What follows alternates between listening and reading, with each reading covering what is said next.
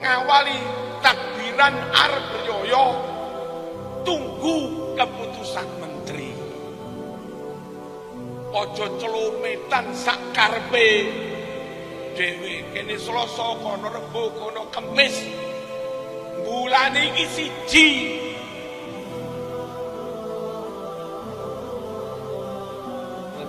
no. Dan yang berhak membuat keputusan menyangkut publik hajat umum orang banyak, yang berhak membuat keputusan pemerintah, bukan pribadi-pribadi. Meniki ra dadi menteri meneng wae. Lek pengen gawe keputusan dadi menteri dhisik. Tertib ngono lho, urip iku sing tertib. Halo. Dene ana wong ahli hisab. Yakin posone Senin, tapi pemerintah mutusne Selasa. Yakin bodone Senin, tapi pemerintah mutusne Selasa. Piye? Bagi ahli hisab yang yakin, mokel sakarepmu, wong yakin Senin wis bodo. Tapi ojo rame-rame. Di sawah wong Kristen iki ora pantes. RT kono salat riyaya Senin. RT kene salat riyaya Selasa. Wong Islam iki bulane piro? Jagalah persatuan. Hormati kewibawaan pemerintah. Saman yakin Senin wis bodo, monggo mangan tapi ndelik ning jero kamar ngono lho.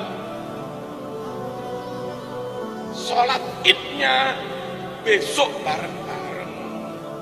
Apa sah Selasa sampean nganggep wis tanggal 2. Gitu.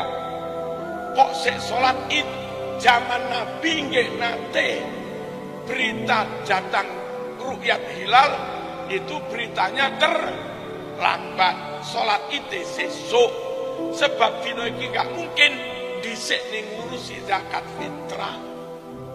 Halo. Dan salat itu termasuk sing kena dikodok tanggal 1 ra mungkin, sesuk tanggal 2 ya sah. Dong apa ora? Sing ora percaya buka kitab Al-Yubi. Yes. Pak Al-Yubi lho, Pak Al-Yubi. Ayo tertib kehidupan, jogo persatuan, ojo celometan sakarpe dewe. Bismillahirrahmanirrahim. Assalamualaikum warahmatullahi wabarakatuh. Kembali bersama saya Zulkarnain El-Maduri. Isu panas kali ini berkaitan dengan keputusan Muhammadiyah yang dipertentangkan oleh kelompok-kelompok tertentu di Indonesia. Di antara salah satunya adalah Ustadz Suparman dari LDNU kalau tidak salah. Yang kedua adalah Ketua PWNU Jawa Timur, Kiai Haji Marzuki Mustamar. Tapi yang sebenarnya bagaimana? Kalau kita berbicara sekedar perbedaan pendapat, itu tidak jadi masalah. Akan tetapi kalau sudah menghalang-halangi orang lain, itu yang bermasalah. Apalagi statementnya misalnya menyatakan wajib mengikuti pemerintah seperti yang dilontarkan oleh PWNU Jawa Timur, ataupun haram hukumnya ormas mengumumkan hari raya.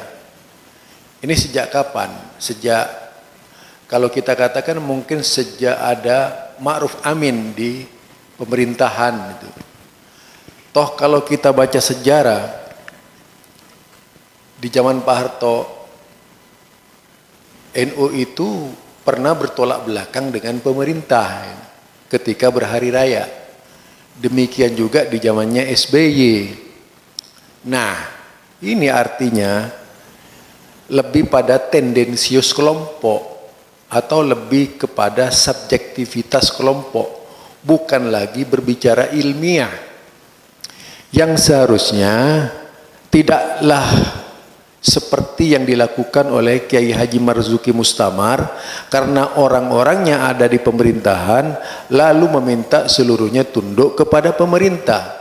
Tapi sebaliknya, kalau tidak ada di pemerintahan, jika kebetulan lebih cenderung kepada hisabnya, lalu mengikuti langkahnya sendiri yang dianggap benar. Ini namanya pembenaran atas kelompok tertentu terhadap kelompoknya sendiri. Dan inilah yang disebut dengan asabiyah, fanatik kelompok, fanatik golongan, merupakan larangan di dalam agama dan tidak ilmiah, ya. Tidak ilmiah namanya. Oleh karena itu, kita sebagai umat Islam, biarlah perbedaan itu ada, biarlah perbedaan itu terjadi. Tidak bolehlah kemudian ada kelompok tertentu menghalangi atau mencoba melakukan regimentasi paham terhadap paham tertentu yang dianggap menurutnya lebih valid dibandingkan oleh paham-paham yang lain.